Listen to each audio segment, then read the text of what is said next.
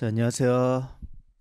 자, 국세징수법 이제 강의를 해드릴 텐데, 국세징수법은 저희가 이제 그 세무사 시험에서 1차 때만 출제가 되는 파트이고, 총 4문제가 출제가 돼요. 근데 이 4문제가 출제가 될 때, 저희가 사실은 이제 한두 문제 정도는 대단히 좀 지엽적이고 어렵게 출제가 되어서 보통 이제 2문제에서 한 3문제 정도를 맞추는 것을 목표로 해가지고 정리를 해 나가시면 된다. 실제로 이제 4문제 중에서 한 3문제를 맞추는 것을 목표로 해가지고 정리를 해 나가시면 될 거예요.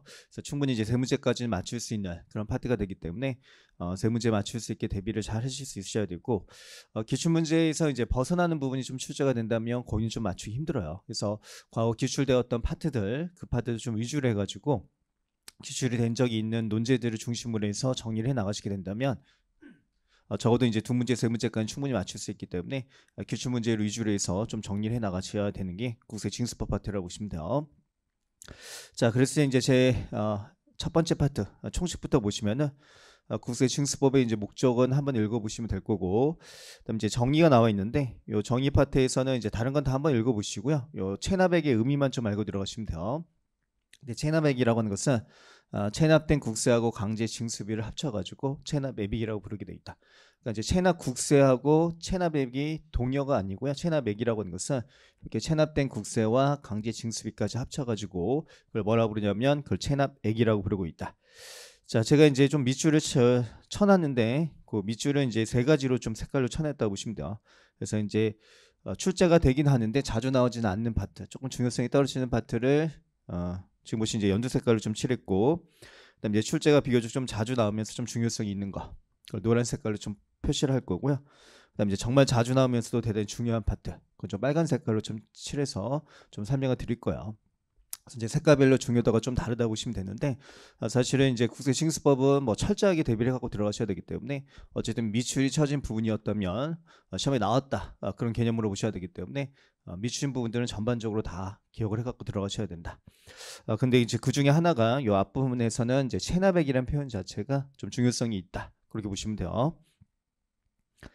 자, 그다음에 이제 시험에서 역시 이제 비교적 자주 나오는 것 중에 하나가 징수의 순위예요. 그래서 징수 순위라고 하는 것은 강제 징수비라고 하는 것이 이제 강제 징수 절차에서 들어간 실비가 되기 때문에 그 실제 비용을 제일 먼저 징수를 하고, 자, 그나서 이제 이 두 번째하고 세 번째 순서가 중요한데, 국세를 먼저 징수가 된 것으로 봐요. 국세를 먼저 징수하고 그다음에 가산세가 그다음에 징수가 이루어지게 된다. 자, 왜 그러냐면 국세가 먼저 징수가 되는 것으로 보는 것이 납세자에게 더 유리하기 때문에 그래요. 대표적인 게 이제 납부지형 가산세 같은 경우에, 납부지형 가산세라고 하는 것이 저희가 이제 미납 국세에다가 어떻게 하게 되냐면 뭐 하루하루 지날 때마다 0.02%의 가산세가 이제 부과되는 것인데, 자, 이렇게 이제 본세가 만약에 줄어들게 된다. 자, 본세가 줄어들게 된다면 그럼 가산세도 역시 주는 효과가 생기게 되겠죠. 그렇기 때문에 본세가 먼저 줄어드는 게 납세자에게 더 유리한 거야. 그래서 국세가 먼저 징수된 것으로 보고 그 다음에 이제 가상세가 징수가 된 것으로 보게 돼 있다. 중요성은 좀 떨어지는데 이 국세 안에서도 이제 어떤 순서대로 징수가 된 것으로 보냐면, 일단 이제 교육세하고 농어촌 특별세는 부가세죠. 그러니까 저희 이제 보통 꽃살이 세금이라고 해서 다른 세금이 부과가 될 때 이제 함께 부과가 되는 그런 부가세 성격을 갖고 있는 거, 그게 먼저 징수가 된 것으로 보고, 교통행정 환경세는 이제 목적세예요. 그렇기 때문에 그 목적세에다가는 교통행정 환경세가 먼저 징수가 된 것으로 보고, 그 다음에 이제 나머지 국세 순으로 징수라고 하는 것을 하게 돼 있다. 근데 이거는 이제 조문상 표현이 아니라 과세관청의 해석에 불과하기 때문에 자주 나오지는 않고요. 주로 출제가 되는 것은 이 조문상 나와 있는 표현. 그래서 이 국세가 강제 징수비보다 우선적으로 이제 징수가 이루어진 것으로 보게 돼 있다. 자, 그다음에 국세징수법과 다른 법률과의 관계가 나와 있는데, 이 국세징수법은 어떻게 이해하시면 되냐면 보충법이야. 그러니까 하위법이라고 보시면 돼요. 보충적 성격을 갖고 있는 법률 규정에 불과하다. 따라서 이제 다른 법률에 별도의 규정이 있으면 그 다른 법률을 따라가게 되고, 다른 법률에 별도의 규정이 없었을 때 그때 이제 국세징수법 규정을 따라가는 개념이라고 보시면 돼요. 그래서 여기 이제 미친 부분에 나와 있는 것처럼 국세기본법이나 다른 세법에 특별한 규정이 있는 경우를 제외하고는 그때 국세징수법을 따라가게 돼 있다. 보충적이면서도 하위법 성격을 갖고 있다. 자, 가장 대표적인 것이 원천징수라고 생각하시면 돼요. 자, 원천징수 같은 경우에는 뭐 소득세법이라든가 법인세법에 원천징수 제도가 두고 있죠. 그러면 이제 그 원천징수 제도를 별도로 두고 있다면 그러면 국세징수법 규정을 따라가는 게 아니라 그 소득세법이나 법인세법 규정에 따라서 징수가 이루어지게 된다는 얘기야. 그래서 이제 다른 법률에 별도의 규정이 있으면 그 규정을 따라가고 그게 없을 때에만 국세징수법 규정을 따라가게 돼 있다. 자, 그다음에 이제 신고 납부 고지 등과 관련시켜서 일단 기본적인 틀을 좀 먼저 보시면, 자, 국세를 징수하는 절차 규정은 법인세 가지고 한번 해볼게요. 자, 그래서 이제 법인세 같은 게 이제 통상적으로 3월 31일까지가 신고 납부 기한이요. 그래서 이제 3월 30일까지 신고 납부 기한이다. 자, 근데 보니까 뭐 신고가 이루어지지 않았다, 또 납부가 되지 않았다면 국가가 이제 고지서를 보내게 돼요. 그 1차 고지를 뭐라고 부르냐면 납부고지라고 부르게 돼요. 그래서 일단 한번 이제 말로 한다는 얘기야. 그래서 납부기한을 명시해가지고 좋은 말로 할 때 이때까지 세금 납부해라, 이렇게 이제 1차 고지서가 날라오게 된다. 자, 근데 이제 납부기한이 지났는데도 세금 납부하지 않고 있더라. 자, 그러면 한 번 더 말로 얘기를 해요. 2차 고지요. 2차 고지가 이제 독촉이라고 부르게 된다. 그래서 이제 한 번 더 말을 하는 거야. 좋은 말로 할 때 언제까지 세금 납부해라. 그래서 납부기한을 명시해서 이제 독촉을 하게 돼 있다. 근데 이제 보니까 독촉 기한까지도, 납부 기한까지도 세금 납부를 하지 않았다. 그래서 한 번, 두 번까지 말로 했는데 좋은 말로 했죠. 그런데 더 이상 말을 듣지 않기 때문에 이때서부터는 이제 강제 징수 절차에 들어가게 돼요. 그래서 납세자의 재산을 압류하고 그걸 매각하고 나서 청산은 이제 정산이라는 뜻이에요. 그래서 이제 그 재산을 판 금액을 바탕으로 이제 정산이 이루어지게 된다. 국세 이제 충당이 이루어지게 된다는 얘기예요. 자, 이렇게 이제 강제 징수 절차, 그걸 압류, 매각, 청산이라고 부르게 되는데, 이 강제 징수 절차 과정에서 들어간 실제 비용, 그 비용을 뭐라고 부르냐면 강제 징수비라고 부르고 있다. 자, 신고 납부는 뭐 한번 읽어보시면 될 거고, 자, 납세자에 대한 납부 고지 등과 관련시켜서 이제 첫 번째 납부 고지서의 발급을 볼게요. 제가 이제 부가세법으로 따지면 세금 계산서에 필요적 기재사항이 있는 것처럼 이 고지서도 필요적 기재사항이라는 게 좀 있다고 보십니다. 그래서 필요적 기재사항이 들어가는 게 과세기간, 세목, 세액, 산출 근거, 납부해야 될 기한, 이런 것들을 이제 납부 장소, 이런 것들을 이제 명시해가지고 그걸 적은 납부 고지서를 납세자에게 발급을 하게 돼 있다. 그래서 이제 용어 자체를 보시면 이제 뭐라고 써져 있냐면 이렇게 납부 고지서라는 표현을 두고 있다고 보십니다. 그래서 납부 고지서를 납세자에게 발급을 한다. 자, 근데 이제 국세기본법에 따른 납부지연 가산세라든가 또 원천징수 납부지연 가산세 중에서 지정 납부기한이 지났다. 그러니까 이 고지서 이제 납부기한이 지나고 나서 그 후에 부과되는 이제 가산세의 경우에, 자, 예를 들어서 이제 하루하루 지날 때마다 0.02% 이제 가산세 같은 게 납부지연 가산세를 부과될 수 있는데, 하루하루 지날 때마다 어떻게 하냐면 0.02%의 가산세가 부과되는 거야. 근데 얘 같은 경우에는 이제 하루하루 지날 때마다 매일 고지서를 보내줄 수 없겠죠. 과세관청이 이제 매일 세금을 계산해서 고지서를 보낼 수 없기 때문에 이렇게 지정 납부기한이 지난 후에 가산세를 징수하는 경우에는 납부 고지서 발급을 하지 아니할 수 있다. 자, 그 다음에 이제 나와 있는 얘기는 이제 국세기본법 내용하고 동일하다 보시면 돼요. 그래서 이제 조문상 표현은 아니고 과세관청이 이제 해석, 통치 표현이라고 보시면 되는데, 국세기본법에서 이런 거 배우신 적 있을 거예요. 연대납세 의무자의 경우에는 고지 독촉의 경우에는 연대납세 의무자 모두에게 각각 송달하게 돼 있다. 그 표현이 이제 그대로 써져 있는 거야. 그래서 연대납세 의무를 지는 자에게 납부 고지를 하는 경우에는 연대납세 의무자 전원을 고지서에 기재하여 요 각자에게 어떻게 해라? 모두 고지서라는 것을 발부하게 돼 있다. 국기법 때 배우신 사항하고 똑같은 사항을 두고 있다고 보시면 된다. 자, 그 다음에 이제 그 필기노트 가지고 조금만 더 추가적으로 설명을 드릴게요. 자, 필기노트 이제 제일 앞부분 보시면은, 자, 이제 1차 고지, 그다음 이제 2차 고지, 이렇게 이제 고지서가 이제 두 가지가 있죠. 1차 고지서를 납부 고지서라고 부르고 2차 고지를 이제 독촉장이라고 불러요. 또는 독촉이라고 부르고 있다. 근데 이제 본래의 납세의무자도 납부 고지서라는 용어를 쓰고 있고, 제2차 납세의무자라든가 물적 납세의무자 같이 이제 보충적 납세의무자의 경우에도 용어를 알고 들어가셔야 되는데, 제 1차 고지서를 이제 납부 고지서라고 부르고 있다. 자, 그다음에 강제 징수비 고지서라는 표현은 이제 뭐냐면, 자, 체납자의 재산을 압류했다. 그래서 이제 원래 매각, 그다음에 정산이라는 절차를 거치게 돼 있어요. 청산 절차를 거치게 돼 있는데, 압류를 한 상태에서 그냥 세금을 납부를 하게 되었다는 얘기예요. 세금 완납이 이루어지게 되었다. 이렇게 세금을 이제 완납했다. 자, 그러면 이제 이 압류에서 요 세금을 완납할 때까지 강제 징수 절차에서 들어간 비용이 있겠죠. 근데 그 금액이 얼마인지 몰랐기 때문에 세금만 그냥 완납을 했다는 얘기야. 체납 국세만 납부를 하게 되었다. 자, 그럼 이제 강제 징수비라는 것을 계산해 가지고 그걸 어떻게 할 수 있냐면 이 강제 징수비에 대해서만 별도로 어떻게 할 수 있냐면 고지서라는 것을 이제 보낼 수 있다는 얘기야. 발부를 할 수 있다. 자, 거기 이제 그 다음에 나와 있는 얘기야. 그래서 보시면 자, 체납액 중에서 국세만을 완납했다. 그러니까 이제 강제 징수비는 얼마인지 몰랐기 때문에 그 금액은 완납할 수가 없었고 체납액 중 국세만을 완납했다면 강제 징수비를 이제 국가가 계산을 해요. 계산을 해가지고 그 강제 징수비 고지서를 납세자에게 발급을 하게 돼 있다. 자, 두 번째 이제 제2차 납세의무자, 즉 보충적 납세의무자의 경우에도 마찬가지예요. 용어를 알고 들어가시면 되는데 납부 고지서를 보내게 돼 있어요. 그러니까 그 1차 고지를 뭐라고 부르냐면 그걸 납부 고지서라고 부르고 있다. 그러니까 용어가 중요해요. 납부 고지서라는 용어를 쓰고 있고 제2차 납세의무자 등에 발급을 하게 돼 있는데 이 제2차 납세의무자 등이라는 표현이 그 저희 국세기본법에서 배우셨던 보충적 납세의무자를 말하는 거야. 그래서 제2차 납세의무자, 납세 보증인, 그다음 물적 납세의무자 이런 자들에게 보내는 제1차 고지도 역시 납부 고지서라는 용어를 쓰고 있다. 예전에 이걸 이제 납부 통지서라고 불렀었는데 용어를 좀 바꿨어요. 그래서 납부 고지서라는 용어로 좀 바꿨다고 보시면 돼요. 자, 그다음에 이제 관할 세무서장은 이렇게 보충적 납세의무자인 제2차 납세의무자에게 납부 고지서를 발급하는 경우에는 납세자에게 그 사실을 통지해주게 돼 있다는 얘기야. 그래서 이제 제2차 납세의무자에게 납부 고지서를 보냈다는 얘기를 납세자에게 통지를 해주게 돼 있다. 자, 그다음 이제 제일 중요한 게 양가로 3번 규정이라고 보시면 되는데, 자, 납부 고지서 자체는 이제 징수 결정 즉시 원래 원칙적으로 발급을 하게 돼 있다. 자, 그런데 납부 고지를 유예한 경우였다. 그러니까 고지 자체가 이제 유예가 되었다면, 그러면 이제 유예 기간 동안에는 고지서를 발급을 할 수 없겠죠. 유예를 시켜줬으니까 세금 납부를 뒤로 연장시켜줬다는 개념이요. 그래서 납부고지가 유예가 된 경우에는 유예 기간 동안에는 세금계산서 발급을 할 수 없는 거야. 그래서 유예기간이 이제 끝나고 나서 그 다음 날에 이제 발급을 하게 돼 있다는 거야. 납부고지서를 발급을 해서 이제 보내게 돼 있다. 자, 따라서 주의하셔야 할 게 뭐냐면, 자, 유예 기간이 끝난 날이 아니에요.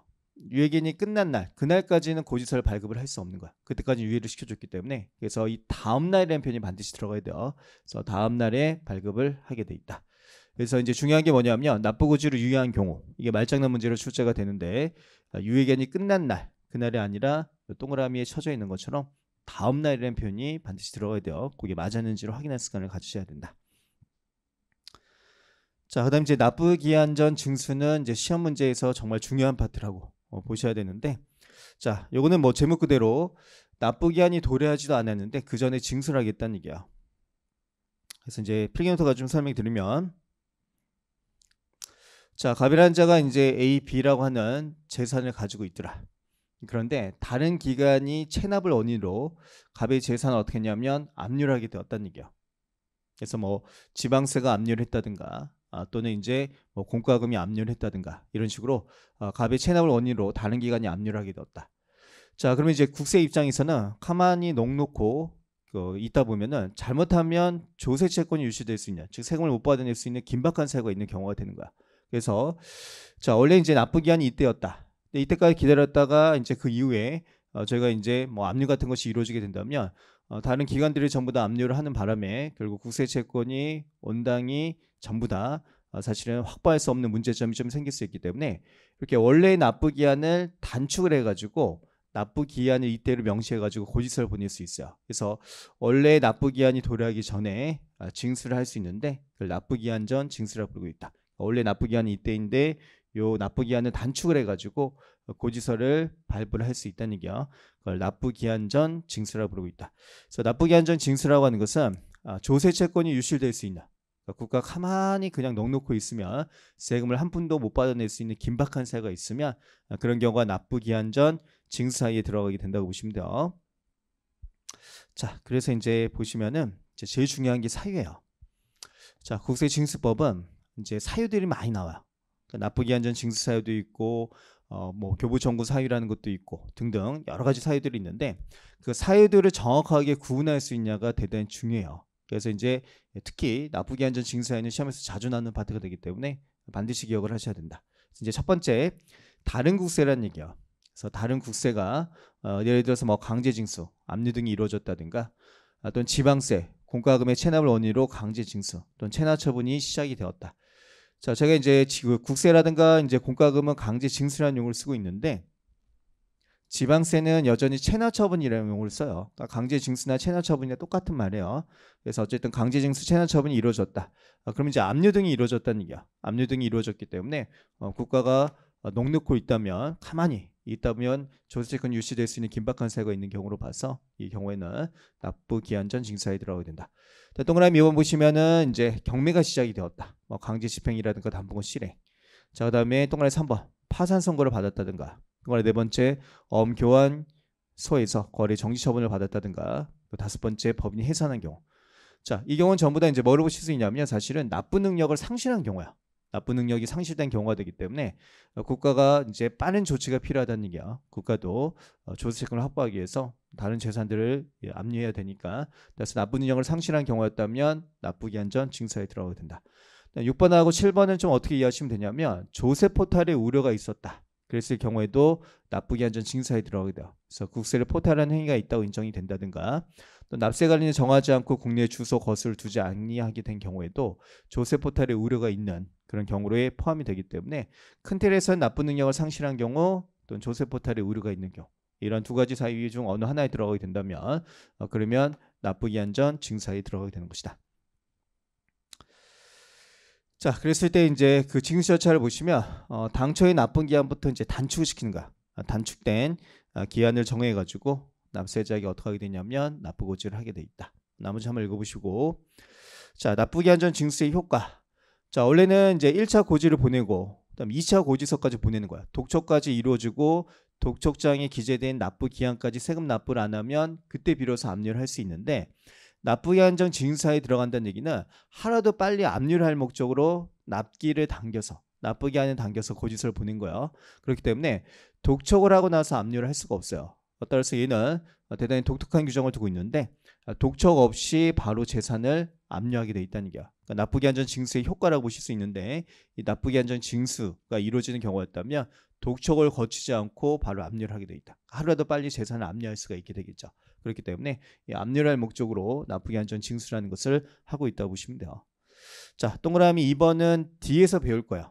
그러니까 뒷부분에서 배우고 이해독하실 때 읽어보시면서 정리하라고 써놓은 것에 불과하기 때문에 오늘 좀 이따 설명드릴 거예요. 뒤에서 나올 때. 그래서 이제 이해독하실 때 동그라미 2번도 알고 들어가셔야 된다.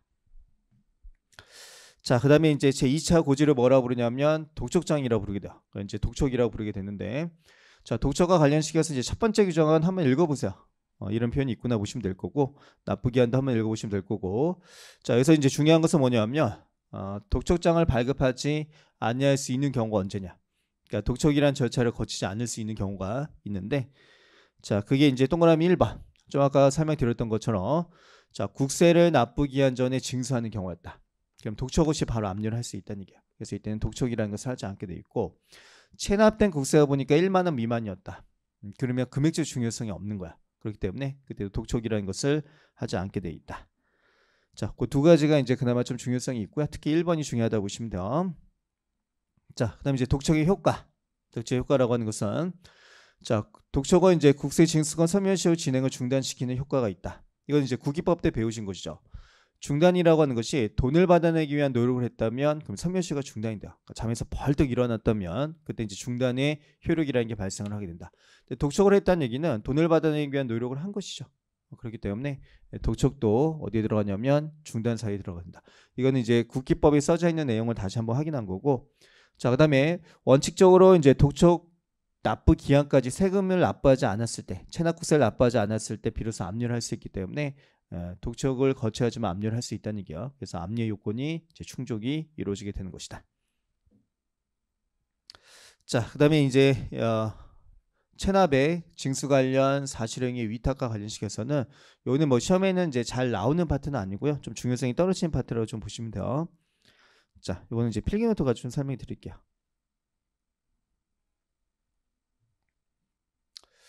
자, 보니까 이제 세무서장이 있었는데 이 체납자가 어떻게 이해하셔야 되냐면 악질이었다는 얘기야. 진짜 악질 체납자이더라.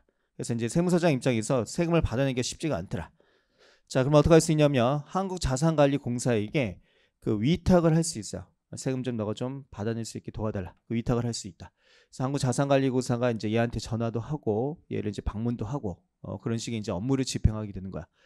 자, 그래서 이제 세무서장이 이렇게 위탁을 할 때 이제 위탁 의뢰서를 한국자산관리공사에 보내게 돼 있고, 그다음 체납자에게 통지도 해줘야 돼요.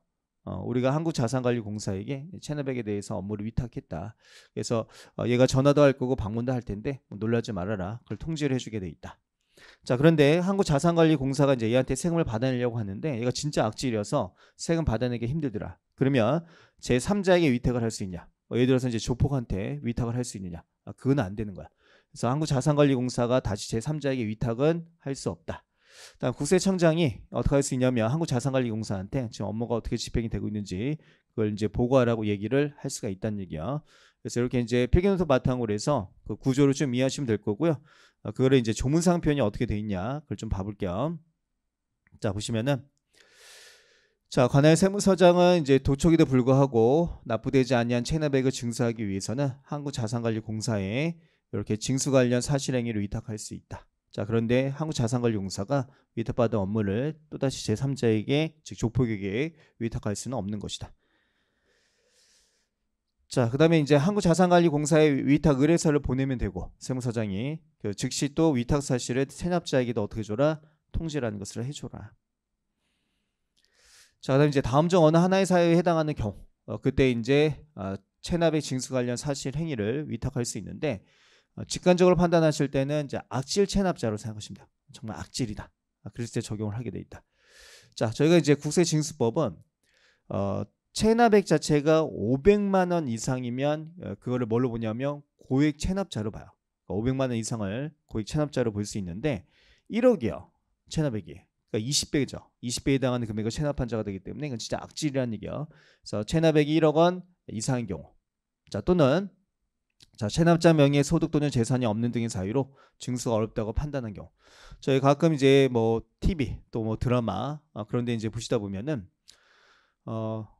자신의 명의로는 이제 재산 하나 두지 않아요. 그 배우자하고는 분명히 이혼했다고 하는데 배우자 집에서 같이 살고 있고 거기에 이제 세무 공무원들이 들이닥쳐가지고 이제 집을 막 방문해가지고 어떻게 하냐면 재산을 뒤져보면 뭐 침대 밑에서 뭐 금이 나오고 또는 이제 뭐 금고에서 어마어마한 현금이 나오는 그런 경우라고 보시면 돼요.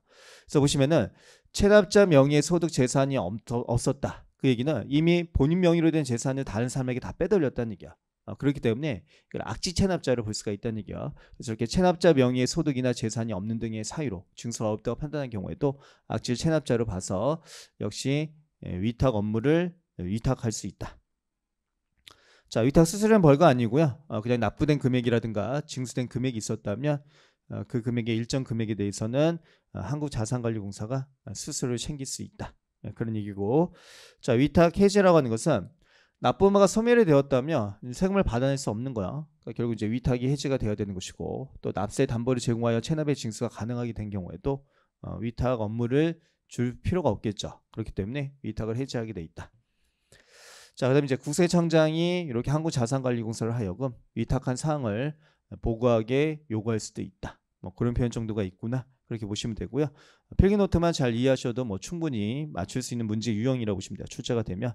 어쨌든 중요한 것은 이 악질 체납자의 범위. 여기 그나마 제일 중요하고 이 범위를 중심으로 해가지고 정리를 해 나가셔야 된다. 자, 그다음 이제 세금 납부의 방법. 그래서 보시면 첫 번째, 자, 납부의 방법이 나와 있는데 뭐 이거 다 보실 필요는 없고요. 그냥 현금으로 납부를 한다든가 또 신용카드, 직불카드로 납부를 할 수 있다. 뭐 그 정도만 보시면 될 거고. 자, 그다음에 이제 신용카드 등으로 납부를 하는 경우였다면 요 승인일에 납부가 이루어진 것으로 보는 규정을 두고 있다. 자, 그다음에 이제 제3자가 납부하는 게 허용이 되냐? 그것도 허용이 돼요. 그래서 제3자는 납세자를 위하여 이 납세자의 명의로, 그러니까 제3자가 자, 홍길동이 만약에 이제 국세였다. 그랬을 경우에는 홍길동의 명의로 어떻게 할 수 있냐면 국세 등을 납부할 수 있다. 그래서 제3자가 납세자의 명의로 세금 납부가 가능하다. 뭐 그 정도 표현만 좀 보시면 될 거예요.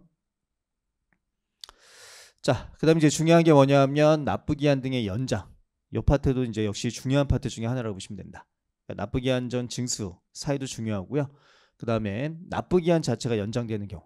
그러니까 납부기한이 연장이 될 수도 있어요. 그러니까 저희 이제 신고 납부를 하게 되는데 그 신고 납부를 할 때 납부기한이 연장이 될 수도 있고 또는 이제 뭐 고지서를 아예 발부를 하지 않는다든가 또는 고지서의 납부기한이 연장이 될 수도 있다. 그런 얘기야. 자, 그랬을 때 일단 납부기한 연장부터 한번 볼게요. 자, 다음의 경우였다면 어떻게 하게 되냐면 납부기한 등을 이제 연장할 수 있다. 그래서 납부기한 등이 연장되는 사유가 언제냐? 직관적으로 판단하실 때는 언제로 이해하시면 되냐면 납부에 어려움이 있었다면 그 납부기한을 좀 연장시켜 주겠다. 그런 표현이라고 보시면 된다. 그래서 보시면 자, 재난이나 도난으로 인해서 재산에 심한 손실을 입은 경우였다. 세금 납부에 어려움이 있겠죠.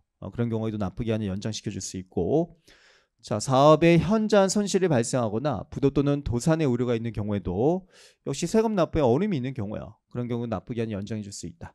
자, 세 번째 납세자, 그 동거가족의 질병이나 중상으로 인해서 6개월 이상의 치료가 필요하다. 장기 치료가 필요하다면 돈이 없겠죠. 그러니까 세금 납부에 어려움이 있을 것이고, 사망할 상중이었다. 뭐 자녀가 만약에 사망할 상중이었다면 뭐 제정신이 아니죠. 정신이 없기 때문에 사실 세금 납부를 할 수 있는 그런 상태는 아니라고 보시면 돼요. 그래서 그런 경우에도 납부기한 연장을 해줄 수 있다.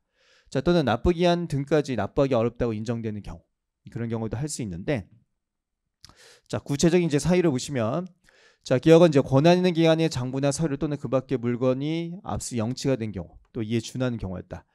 이 경우에는 이제 사실은 이제 법인세 같은 경우에는 장부를 바탕으로 제가 세무조정에서 법인세 신고를 하게 되는데 신고 자체를 할 수가 없는 경우야. 신고 기한이 곧 뭐냐면 납부 기한이 되는 거야. 그래서 이 경우에는 이제 신고 자체에 어려움이 있는 경우니까 납부 기한도 역시 함께 연장을 시켜주겠다. 그래서 이제 국세기본법에 의해서 신고 기한이 연장이 될 수 있고요. 또 납부 기한도 국세징수법 규정에 의해서 연장이 될 수 있다는 얘기야. 그러니까 신고에 어려움이 있는 경우구나. 이거는 그렇게 이해를 하셔야 되고, 여기 보시면 이제 납세자의 장부 작성을 대행하는 이제 세무사 또는 공인회계사, 그런 자가 화재라든가 전화, 뭐 전쟁이 이루어졌다든가 그 밖에 재해를 있거나 해당 납세자의 장부를 도난당한 경우였다. 그럼 이거는 이제 실제로 신고를 납세자가 직접 하는 게 아니라 보통 이제 세무사나 공인회계사를 통해서 이제 신고가 이루어지게 돼요. 세무사나 공인회계사에게 신고 자체가 하기에 어려움이 있었다면 또 신고하는데 어려움이 있는 경우야. 그러니까 신고 기한이 곧 납부 기한이 되기 때문에 이 경우에는 납부 기한도 함께 연장을 시켜주겠다. 그런 표현이라고 보시면 된다. 그래서 요 기억하고 리얼은 이제 신고에 어려움이 있었던 경우, 그런 경우라고 이해를 하시면 될 거고, 니은하고 디귿은 뭐냐면 금융기관에 문제가 생긴 거야. 금융기관에 문제가 생겨서 납부에 어려움이 있다면 역시 납부 기한을 연장시켜주겠다. 그래서 니은 보시면 정정 프로그램 오류 그 밖에 부득이한 사유로 한국은행 및 최신관서가 정상적인 가동을 할 수 없는 경우라든가 또는 금융기관 등 최신관서의 휴무 등으로 인해서 국세 납부가 곤란하다. 자, 이런 경우였다면 금융기관에 문제가 생긴 경우로서 납부기한이 연장이 된다. 자, 그다음 이제 납부기한 연장 절차는 만료 3일 전까지 원래 신청서를 제출해야 돼요. 그런데 이제 3일 전까지 신청서를 제출할 수 없다고 인정되는 경우였다면 그러면 기한 만료일까지 제출할 수도 있다. 자, 그다음 이제 납부기한 등을 연장하는 경우였다. 그러면 즉시 납세자의 그 사실을 통지해줘라. 자, 그다음에 여기서 이제 그나마 좀 중요성이 있는 게 동그라미 3번이라고 보시면 되는데, 자, 만약에 만료 10일 전까지 납부기한 연장 신청을 했다는 얘기야. 납세자가. 그러면 10일 이내에는 승인 여부를 통지해줘야 돼요. 자, 그런데 자, 만약에 10일 이내 승인 여부를 통지하지 않았다면 그때는 어떻게 하게 되냐면 승인은 이루어진 것으로 보게 돼 있다. 끝날 때가 중요하죠. 그러니까 10일 이내 승인 여부를 만약에 통지하지 않았다. 그랬을 경우였다면 승인은 이루어진 것으로 보게 돼 있다. 그래서 끝날 때 승인은 이루어지지 아니한 것으로 본다. 그럼 틀린 표현이 되고, 이렇게 본다라고 나와야지만 그게 이제 옳은 표현이 된다고 보시면 돼요. 그래서 이렇게 이제 10일 전까지 연장 신청을 했다면 10일 내 승인 여부를 통지하지 않았을 때는 승인이 된 것으로 보게 돼 있다. 자, 그다음 이제 납부기한 등 연장 등의 기한, 분납 한도라는 표현이 두고 있는데 여기 중요한 사항이다.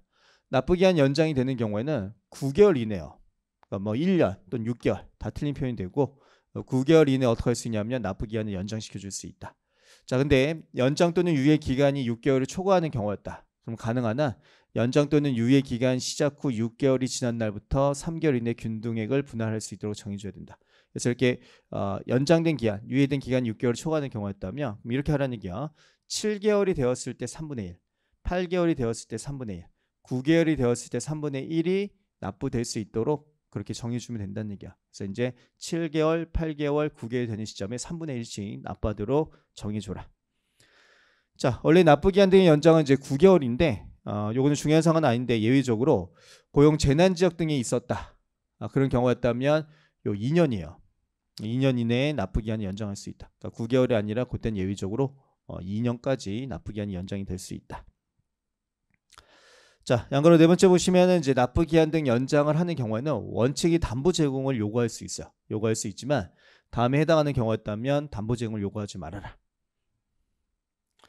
자, 그래서 보시면 일단 첫 번째가 납세자의 심각한 손해를 입거나 그 사업의 중대한 위기를 처한 경우, 즉 납부에 어려움이 있는 경우로서 그 연장 또는 유예 기한 내에 충분히 이제 세금을 납부할 수 있다고 인정되는 경우라는 얘기야. 그러니까 연장을 해줘도 세금 납부가 가능하다. 이렇게 인정되는 경우였다면 그러면 담보라고 하는 것을 제공을 요구할 수는 없다. 자, 그런 얘기고, 그다음 동그라미 2, 3, 4번을 읽어보시면은 납세자의 어떤 규칙 사유가 없다. 그런 표현이야. 그래서 재난 또는 도난으로 인해서 재산에 심한 손실을 입은 경우, 납세자가 잘못한 게 아니죠. 그다음 동그라미 3번, 4번은 금융기관의 문제로 납부기한이 연장된 경우야. 그랬을 경우에는 담보 제공 요구를 하면 안 되겠죠. 납세자가 어떤 잘못을 있는 게 아니고 납세자의 규칙 사유가 존재하는 것도 아니기 때문에 이렇게 동그라미 2, 3, 4번 같은 경우에는 규칙 사유가 없다는 점을 고려해서 담보 제공을 요구할 수 없고, 또 연장 유예 기한 내에 국세 납부가 인정되는 경우였다면 국유지 담보를 요구할 필요가 없다는 얘기야. 자, 그래서 이제 이 앞부분은 이제 첫 번째 사실은 뭐가 들어가 있었던 것이냐면 이제 납부 기한이 연장되는 경우, 거기 좀 설명이 되어 있는 거고. 자, 이제 두 번째로 와보시면 납부고지 유예라고 해서 이제 아예 뭐 고지서 자체를 보내는 것을 유예시켜 주거나 또 고지서에 기재되어 있는 납부 기한, 그런 것들을 연장시켜 줄 수 있다는 얘기야. 근데 사실은 이게 종문에 같이 들어가 있어요. 표현이 같이 들어가 있는데 제가 그냥 좀 구분을 해가지고 설명을 한 것뿐이에요. 그래서 납부기한 연장 등이라고 해가지고 납부기한이 연장될 수도 있고 납부고지라고 하는 것이 유예가 될 수도 있다. 조문상은 원래 같이 들어가는데 제가 좀 잘라가지고 별도로 좀 표현을 다시 뒀다고 보시면 된다. 그래서 실제로 납부고지의 유예라고 하는 것도 사유가 똑같아요. 납부기한의 연장 사유에 해당하는 경우였다면 그 납부고지 자체를 유예할 수 있다. 자, 그래서 절차 규정이 동일해요. 원래 조문이 같이 들어가 있기 때문에 똑같은 표현이. 그래서 얘도 마찬가지로 뭐 3일 전까지 원래 신청서를 제출해야 되는데 제출할 수 없다고 인정되는 경우였다면 만료일까지 제출하게 돼 있고, 유예하는 경우였다면 즉시 통지를 해줘라, 납세자에게. 자, 그 다음에 이제 보시면 똑같은 표현이 들어가 있죠. 기한 만료 10일 전까지 신청하라 했으나 10일 이내 승인 여부를 통지하지 않았다면 그러면 승인은 이루어진 것으로 보게 돼 있다. 그러니까 여기는 앞부 규정하고 똑같으니까 따로 체크하지 마시고 앞에 거로 보고 그대로 정리하시면 될 거고요. 담보도 똑같아요. 담보 제공과 관련시키는 규정도 동일하다 보시면 된다. 자, 이제 세 번째로 가보시면 납부 기한이 연장이 되었다든가 또는 납부 고지가 유예가 되는 경우, 그때 어떤 효과가 있냐면, 자, 제가 이제 납부 기한 자체가 연장이 되었다 또는 납부 고지가 유예가 되었다면 그 유예된 기간 동안에는 저희가 납부 지연 가산세를 부과할 수가 없는 거야. 그러니까 유예를 시켜놓고 나서 너 왜 세금 납부하지 않느냐, 하루하루 지날 때마다 0.02%의 가산세는 부과할 수 없기 때문에 납부 지연 가산세라든가 원천징수 납부 지연 가산세는 부과하지 않게 돼 있다. 자, 그다음에 다른 법률에 따른 징수가 유예를 받은 경우에도 똑같다는 얘기야. 그러니까 국세징수법이 아니라 다른 법률에 의해서 유예가 된 경우에도 역시 동일하게 가산세 규정은 적용을 하지 않겠다. 가산세는 부과하지 않게 돼 있다. 납부 지연 가산세는 부과되지 않는다. 그렇게 보시면 돼요. 자, 근데 이제 정말 중요한 문제, 그게 뭐냐면 두 번째예요. 자, 지정 납부 기한이 연장된 경우에는 그 유예한 국세에 대해서는 뭘 할 수 없냐면 강제 집행을 할 수 없다. 그러니까 압류 같은 걸 할 수 없다는 얘기야. 저희가 압류를 하려면 그 원칙적으로 독촉장의 납부 기한이 지나야지만 압류를 할 수 있는 거야. 이거는 납부 기한 등이 연장이 된 것이죠. 지정 납부 기한 등이 연장이 된 경우가 되기 때문에 납부 기한이 아직 지나지 않았어요. 그렇기 때문에 독촉장에서 정한 납부 기한이 지났다. 그랬을 때 압류를 할 수 있는 것인데 그게 지나지 않았기 때문에 당연히 압류와 같은 강제 집행은 할 수가 없다고 보시면 된다. 자, 그 다음에 유예를 시켜주고 나서 또 납부 기한 연장시켜주고 나서 압류를 할 수는 당연히 없는 거야, 국가가. 그래서 최소한 일단 그 납부 기한까지는 참고 기다려줘야 되기 때문에 강제 징수는 할 수 없지만 중요한 게 뭐냐면 교부 청구는 가능해요. 교부 청구 이외에 강제 집행을 할 수 없다고 나와 있기 때문에 교부 청구는 가능하다.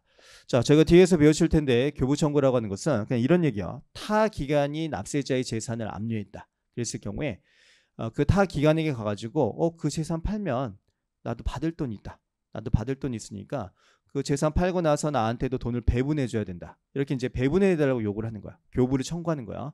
그렇기 때문에 교부 청구는 가능해요. 교부 청구 가능하지만 뭐 독촉장에서 정한 납부기한이 지난 게 아니기 때문에 압류와 같은 강제 집행은 할 수가 없다. 또 유예라는 혜택을 주고 나서 또 납부기한을 연장해 놓고 나서 국가가 압류를 할 수는 없는 것이니까 강제 집행을 할 수 없다. 근데 여기서 중요한 건 뭐냐면 교부 청구는 가능하다. 그게 시험의 핵심이에요. 자, 그다음에 이게 국세 기본법에서 배우신 걸 다시 한번 써는 거야. 그래서 납부, 고지의 유예 등이 이루어진 경우였다면 소멸시효는 어떻게 된다? 정지가 된다. 국세 기본법 때 배우신 사항이죠. 자, 그다음에 이제 또 중요한 게 양가로 1번이라고 보시면 되는데, 자, 납부기한 등 연장 등이 취소가 되는 경우가 있다. 그러니까 다음의 경우에는 납부기한 등의 연장을 취소하고 어떻게 할 수 있냐면 국세를 이제 징수할 수 있다.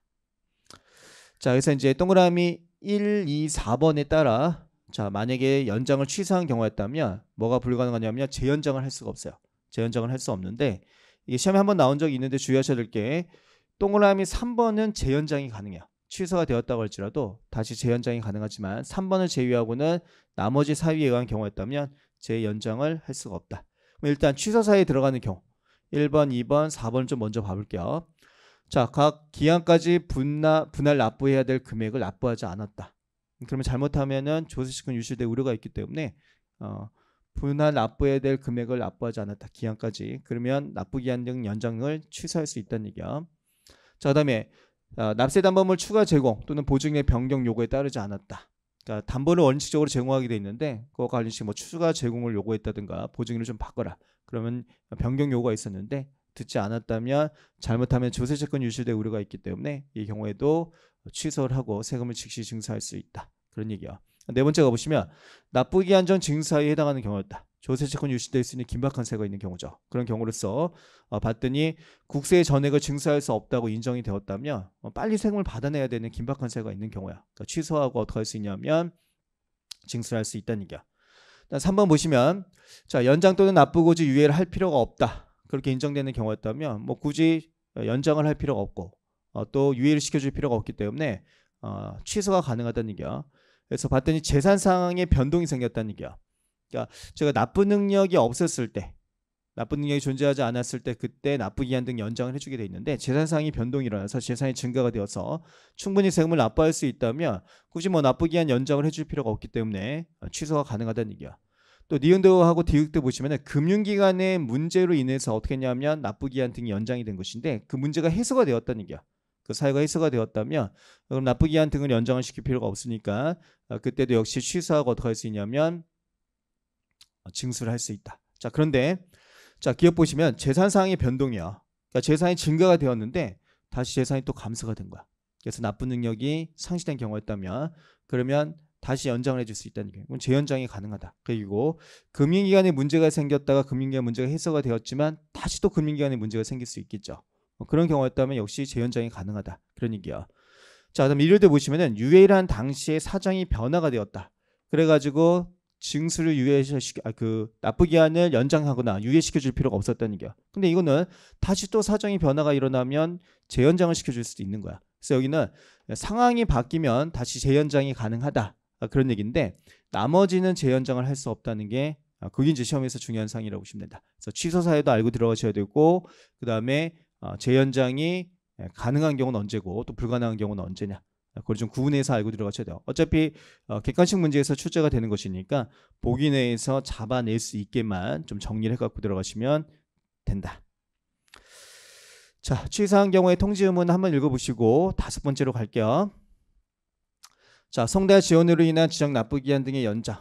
자, 원칙을 보시면은 자, 봤더니 다음 중 어느 하나에 해당하는 경우였다면 도달한 날부터 14일 지난 날을 납부기한으로 하게 돼 있다. 자, 중요한 게 일단 14일이에요.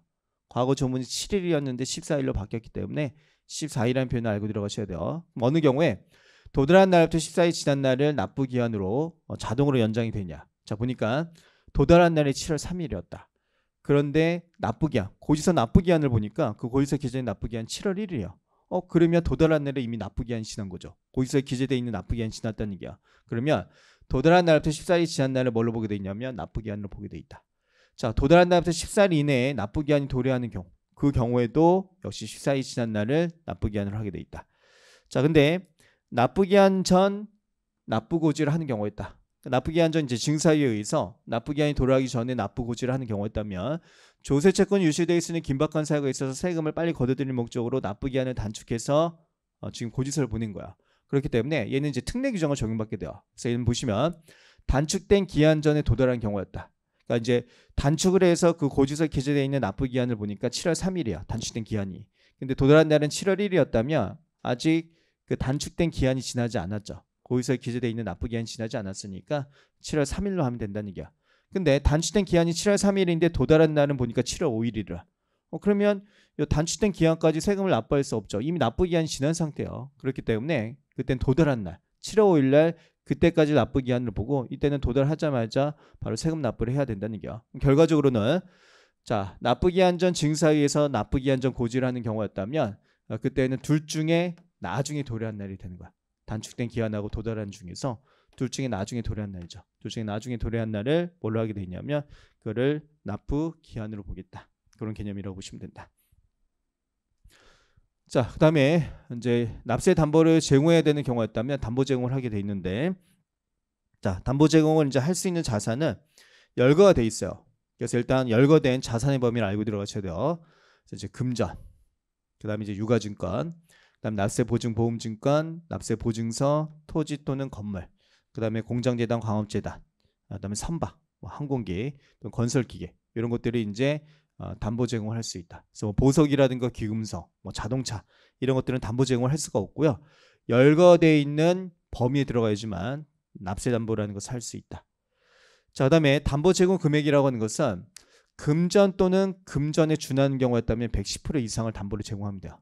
금전. 그러니까 금전하고 이제 동일한 효과를 갖고 있는 게 납세 보증 보험증권이에요.